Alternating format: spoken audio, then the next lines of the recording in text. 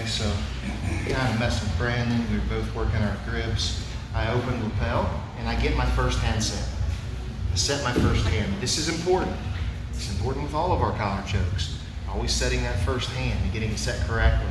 If my first hand is set incorrectly, I can lock up the other hand and I won't be able to correct the first hand. The second hand is typically you're able to correct. If it grabs wrong, you can usually fix it. The first hand, typically you can't.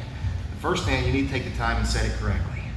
So I like to feel for the collarbone between my knuckles, about here. That's just a go, kind of a general go by, guys. But if I can feel the collarbone, knuckles, that's going to be pretty well close enough. That means this part right here is going to be on the blood pumper, okay? So I can feel that that part right there, the sharp part's going to be on the blood pumper. Okay, everybody with me? I need to keep a straight, strong wrist on this side, all right?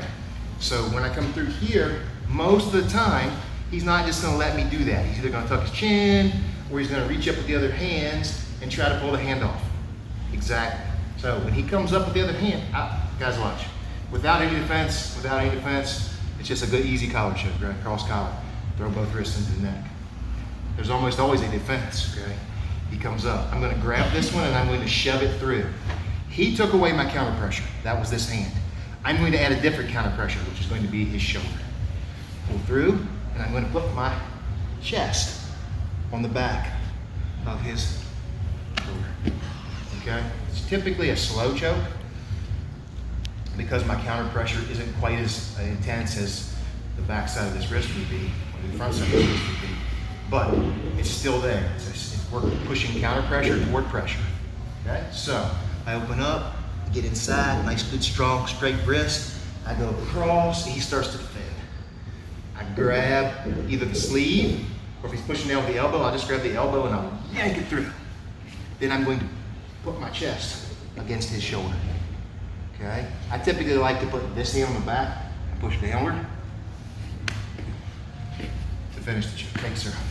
Open, go inside. Nice, straight, strong wrist, 4 fingers inside. I yank it to me a little bit. I'll come over, get this side, I'll go like that. And he says no. So I'll catch this side, and I'll yank through, and I'll put my chest as high on his shoulder as I can. And I'll start to press. I don't feel like I get enough press, so I'll press this way. Cool?